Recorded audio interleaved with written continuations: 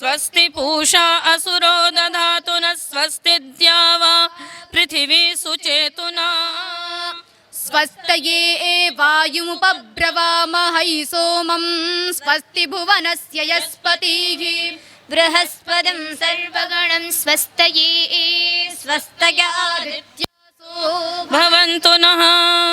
गुरुकुल और स्कूल में फ़र्क क्या है? बस बताइए फिर, और स्कूल में और गुरुकुल में क्या फ़र्क है? अभी तो फ़ोन का शिकार है सब, पूरी दुनिया आप उसका। लोग फ़ोन यूज करती हैं? बिल्कुल नहीं, नहीं थोड़ा सा भी नहीं? नहीं नहीं, हमारे गुरुकुल में अलाउ नहीं है फ़ोन, बिल्कुल भी कोई चुरा उरा के रखता हो या कुछ ऐसा? नहीं नहीं। एक प्रचलित धारणा है कि कन्याओं को, महिलाओं को मंत्रोच्चारण नहीं करना चाहिए, यज्ञोपवीत इत्यादि धारण नहीं करना चाहिए और संस्कृत इत्यादि का अध्ययन नहीं करना चाहिए, किंतु आप लोग ऐसा क्यों करती हैं? चलिए, तो ये सवाल का जवाब कौन देगा? आप दीजिए। मैडम तो सवाल पूछ दिया, आप ही जवाब दीजिए। आज मैडम वस्त्र है, पीला ही क्यों रखा गया है? मतलब उनका एक एक चीज जो कि समाज में पुरुषों को नोटिस नहीं किया जाता है, जितना स्त्रियों के एक एक कदम पे, एक एक उनके व्यवहार पे, उनके आचरण पे प्रश्न उठाए जाते हैं। बिहार के अभी हमारा में है, तस्वीर देखिए, डीएवी पब्लिक स्कूल की दिखा रहे हैं। डीएवी पब्लिक स्कूल में चरित्र ज्ञान बढ़ाने का अभी शिविर चल रहा है और शिविर में कई सारी लड़कियां जो है वो भाग लेने के लिए आई हुई हैं।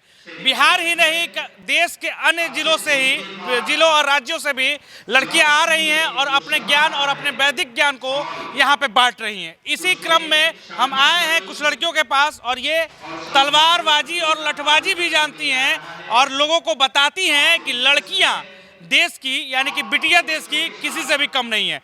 तो मिलते हैं और जानते हैं कि ये लोग कैसी हैं। कैसी है मैम? अहम आचार्य डॉक्टर प्रीति विमर्शिनी, पाणिनि कन्या महाविद्यालय वाराणसीतः स्वप्रबुद्धाभिः पञ्चभिः शिष्याभिः सह अस्मिन् चरित्र निर्माण शिविरे यज्ञ ब्रह्मारूपेण प्रवचनकर्तृरूपेण च समागतास्मि। आप सोच रहे होंगे कि मैंने ये जिन लोगों को संस्कृत नहीं समझ आया होगा उनके लिए हिंदी में उच्चारण खुद मैडम ही करेंगे। बताइए आप। मैं आचार्य पाणिनि कन्या महाविद्यालय की हूँ। मेरा नाम डॉक्टर प्रीति विमर्शिनी है और लगभग 9-10 वर्षों से जो भी बिहार प्रक्षेत्र में चरित्र निर्माण शिविर डीएवी स्कूलों की तरफ से चलाए जाते हैं, उनमें मैं अपनी कन्याओं के साथ, अपनी शिष्याओं के साथ हमेशा आती रहती हूँ और लोगों में ज्ञान बांटती हैं। और उसमें मैं यज्ञ की ब्रह्मा के रूप में निर्देशित करती हूँ, कन्याएं मंत्रोच्चारण करती हैं और उसके अतिरिक्त जो इसके बौद्धिक सत्र होते हैं उसमें यज्ञ, धर्म, चरित्र, वैदिक संस्कृति, भारतीय संस्कृति, संस्कार इत्यादि विषयों पर उन बच्चों को बहुत ही सरल शब्दों में, जिसे वो अपनी अभी 5वीं, 6ठी, 7वीं कक्षा के जो बच्चे हैं, जो संस्कृत नहीं पढ़ते हैं, जो वेद नहीं जानते हैं, श्लोक नहीं जानते हैं, उनके भावों को मैं बड़े सरल शब्दों में उनके सामने रखती हूँ, प्रस्तुत करती हूँ।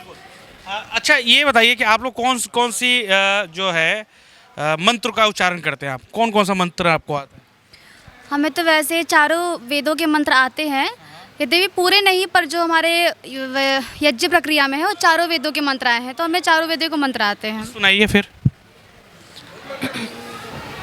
ओम अग्निमीडे पुरोहितै यज्ञस्य देवमृत्विजं होतारं रत्नधातमं सनः पितेव सूनवेग्ने सुपायनो भव सचस्वानस्वस्तये स्वस्ति नो मिमितामश्विना भगः स्वस्ति देव्यदितिरनर्वणाः स्वस्ति पूषा असुरो दधातु न स्वस्ति द्यावा पृथिवी सुचेतुना स्वस्तये वायुमुपब्रवामहै सोमं स्वस्ति भुवनस्य यस्पतिः बृहस्पतिं सर्वगणं स्वस्तये स्वस्तयादित्यासो भवन्तु नः। दिल को सुकून मिलता है जब ये सुनते हैं हम लोग। तो वैसे कैसा लगा सर? ये लोग आए हैं डीएवी पब्लिक स्कूल आरा में, आप यहाँ के टीचर हैं, कैसा लगा? बहुत अच्छा है। डीएवी विद्यालय के लिए, आरा के निवासियों के लिए, यहाँ के छात्र के लिए, विशेषकर छात्राओं के लिए हम सभी, बिटिया भी बाहर निकल रही हैं, आप बाहर हाँ हाँ, निकलना भी चाहिए। परफॉर्म कर रही हैं। इन सभी मेरी बेटियों से, बहनों से, माताओं से प्रेरणा बहुत मिलेगा। इस विद्यालय के छात्राओं को आपके द्वारा प्रेरणा का स्रोत आप ही बनेंगे। धन्यवाद। नहीं, बिल्कुल सर, कैसा लगा? ये बहुत अच्छा लगा। ये बहुत सौभाग्य की बात है कि इन लोग का उच्चारण आज सुनने को मिला। पहले तो हम इन लोग को टीवी पर देखते थे प्रचार या प्रार्थना करते हुए। टीवी पर? टीवी पे कहाँ टीवी पे आती हैं, बताइए कुछ। बहुत चैनल वाले आते रहे। एक दो तीन नाम बताइए जो आपका संस्कार उसका टीवी बताइए। दूरदर्शन पे आता है और एबीपी न्यूज़। एनडीटीवी है। अच्छा, एक सवाल है, कौन सा ऐसा सवाल जो वो लोग पूछते हैं सब कॉमन रहता है, बताइए। यही मंत्र उच्चारण वाला यही सवाल, क्या और कुछ? कि गुरुकुल और स्कूल में फ़र्क क्या है, बस। बताइए फिर, और स्कूल में और गुरुकुल में क्या फ़र्क है? हम उन लोगों से ही चुरा चुरा के आपसे पूछ रहे हैं, बताइए। गुरुकुल और स्कूल में तो फ़र्क बहुत है, क्योंकि गुरुकुल में हमारे गुरुकुल और स्कूल, इन दोनों में अगर आपको फ़र्क जानना है तो इन्हें अब सुनिए कि आखिर गुरुकुल और स्कूल में कितना फ़र्क होता है, बताइए। गुरुकुल और स्कूल में फ़र्क तो वैसे बहुत है। गुरुकुल जैसे प्राचीन सभ्यता से हमारी चलता है, मतलब जो हमारे पहले के ऋषि मुनि करते आए हैं, जो दिनचर्या है वो सारी, मतलब गुरुकुल में जो पढ़ते हैं वो सारी दिनचर्या करते हैं। और स्कूल में वो चीज़ नहीं है। जैसे अभी तो फ़ोन का शिकार है सब, पूरी दुनिया आप उसका। लोग फ़ोन यूज़ करती हैं? बिल्कुल नहीं, नहीं थोड़ा सा भी नहीं? नहीं नहीं, हमारे गुरुकुल में अलाउ नहीं है फ़ोन, बिल्कुल भी कोई चुरा उरा के रखता हो या कुछ ऐसा? नहीं नहीं कोई चुरा के नहीं रखता है? नहीं नहीं। तो फिर क्या करते हो? विद्यालय की तरफ से व्यवस्था है, जिसके भी अभिभावकों को बात करनी होती है तो वो उस पे मिलाते हैं और उस पे ही बात कर सकते हैं। ये है स्कूल और गुरुकुल में अंतर, नहीं? और क्या सवाल पूछा जाता है, बताइए आप लोग बताइए। कन्या, एक और सवाल पूछा जाता है सामान्य रूप से, कि एक सामान्य रूप से एक प्रचलित धारणा है कि कन्याओं को, महिलाओं को मंत्रोच्चारण नहीं करना चाहिए, यज्ञोपवीत इत्यादि धारण नहीं करना चाहिए और संस्कृत इत्यादि का अध्ययन नहीं करना चाहिए, किंतु आप लोग ऐसा क्यों करते हैं? चलिए, तो ये सवाल का जवाब कौन देगा? आप दीजिए। मैडम तो सवाल पूछ दिया, आप ही जवाब दीजिए। आज मैडम से ही सवाल पूछवाते हैं आपसे। देखिए, कन्याओं के लिए कहीं भी हमारे लिए जो प्रामाणिक है सबसे ज़्यादा वो वेद है, जिसको कहा जाता है स्वतः प्रमाण।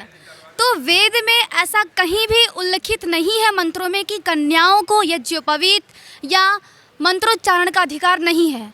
तो हम इस बात को स्वीकार नहीं करते हैं कि हमें यज्ञोपवीत का अधिकार नहीं है और ना ही हमें वेद मंत्रोच्चारण का अधिकार नहीं है। हमें अधिकार है, और ये अधिकार हमें बताया किसने? महर्षि दयानंद जी ने। उनकी हमारे पे कृपा है कि हम योग्य बन पाए, हम समाज में सामने आ पाए कि हम ये भी कर सकते हैं, हम वो भी कर सकते हैं। यज्ञोपवीत लोग हम देखते हैं, कहते हैं आप यज्ञोपवीत धारण करती हैं। हमने कहा कि इसमें बड़ी बात क्या है, लड़कियां क्यों नहीं धारण कर सकती हैं? कहती नहीं, लड़कियों को पाप लगता है, लड़कियों का ये अधिकार नहीं है। मैंने कहा ऐसा किसी भी ग्रंथ में नहीं लिखा है, और सबसे बड़ा जो प्रामाणिक ग्रंथ है वेद में ऐसा नहीं लिखा है, तो हम इसको स्वीकार नहीं करेंगे। बहुत अच्छा इन्होंने बताया। ये जो ड्रेस कोड है आपका, ये गुरुकुल का ड्रेस कोड? जी येलो। जी। और कोई सवाल जो कठिन सवाल हो, कुछ यूनिक हो? आप लोग सर कुछ सवाल पूछना चाहते हैं? हाँ, गुरुकुल का यह जो वस्त्र है पीला ही क्यों रखा गया है? पीला ही क्यों रखा, बताइए। हाँ, आप बताइए। नहीं, इनसे तो बात हुई, आप बताइए। गुरुकुल का वस्त्र, एक तो सबसे पहली बात, स्कूलों में जो भी कपड़ा पहना जाता है वो अनुकूल नहीं रहता, और हम जो भी शिक्षाएं प्राप्त करते हैं वहाँ पे, तो हम उस प्रकार से अनुकूलित तरीके से हमें जो वस्त्र पहनाए जाते हैं वो सलवार कुर्ता और साथ में चुन्नी होती है। और इस हमारे जो भी ड्रेस रखे जाते हैं उनके जो रंग होते हैं वो तो या तो पीले या फिर सफ़ेद होते हैं, और इसलिए होते हैं क्योंकि जो पीला कलर है वो सात्विक कलर है, और जो भी स्कूलों में पहनते हैं जैसे ब्राउन कलर का पहनते हैं, भूरे रंग का या काले रंग का जो भी कपड़ा पहनते हैं तो वो तामसिक में आ जाता है, राजसिक में आ जाता है। और हम लोग जो पहनते हैं, हम ये डिफरेंस है, ये डिफरेंस ओरिजिनल आप समझ। हाँ बताइए, पूछिए सर। हाँ, शिवांगी है। शिवांगी से एक क्वेश्चन है कि आरा जनपद के लिए जो छात्राएं हैं उनके लिए आपका क्या संदेश है? शिवांगी बताएंगे। बताइए। देखिए, गुरुकुल की जो व्यवस्था होती है वो अलग है, और स्कूल की जो व्यवस्था होती है बहुत अलग है। दोनों में बहुत ही परिवर्तन है। तो मैं जो आरा ज़िले की जो भी इस डीएवी कॉलेज की छात्राएं हैं, मैं उनको यही कहना चाहूँगी कि वो यहाँ पे शिक्षा ग्रहण करती हैं, बहुत अच्छी बात है, लेकिन उसके साथ साथ जो उनका स्त्रियों का जो सभ्यता, एक आचरण होना चाहिए, कैसे एक सीमित शालीनता होनी चाहिए, एक कैसे एक नारी को अपने आप को प्रस्तुत करनी चाहिए, कैसा उनका व्यवहार होना चाहिए समाज में। मतलब उनका एक एक चीज़ जो कि समाज में पुरुषों को नोटिस नहीं किया जाता है, जितना स्त्रियों के एक एक कदम पे, एक एक उनके व्यवहार पे, उनके आचरण पे प्रश्न उठाए जाते हैं। तो इसलिए उनको अपने पढ़ाई के साथ साथ अपने आचरण को अवश्य में ध्यान देना चाहिए, जिसका उद्देश्य इस शिविर का है, चरित्र निर्माण शिविर। तो अपने चरित्र का ध्यान देना चाहिए। चलिए अंत करते हैं इस वीडियो को। वैसे कई सारा किताब यहाँ पे इनके पास था, हम कब से देख रहे हैं इनको, इतना सारा कुछ क्या कुछ रखती हैं इसमें, पूरा इसमें ये चाबी उबी, कमरे की चाबी जिस कमरे में हम लोग रुके हुए हैं। मतलब ये सेफली रखती है आपकी, मतलब वो ये पुस्तक क्या कुछ है बताइए। ये हमारी मंत्र की पुस्तक है जिसमें हम मंत्र हैं, और एक डायरी है जिसमें हमने भजन लिखे हुए हैं। तो भजन के डायरी। कितने देर तक आप मंत्र को याद करते हैं, कितने समय कितना देती हैं आप? 24 आवर का अगर काउंट किया जाए तो उसमें कितना समय आप मंत्र का उच्चारण करने में लगाती हैं? ये रेगुलर बेसिस पे आपका किस तरीके से रूटीन रहता है? हम जब यज्ञ इत्यादि करते हैं तब मंत्र बोलते हैं। जब हमारा प्रवेश होता है विद्यालय में, जब हमारा प्रवेश हुआ था तो उस समय हमें कोई मंत्र याद नहीं थे, तो उस समय हमें मंत्र याद करवा दिए गए थे। तो अब हमें मंत्र याद करने की जरूरत नहीं पड़ती है, बस जब यज्ञ होना था तब मंत्र बोलते हैं। आप कितने सालों से हैं इस गुरुकुल में? मेरे 5 साल हो गए हैं। आपके? मेरे 4 साल हो गए 4 साल से? जी। सब कुछ सीख लिया अभी कि अभी और कुछ सीखना है? बहुत कुछ सीखना है। अभी तो बहुत कुछ सीखना बाकी है।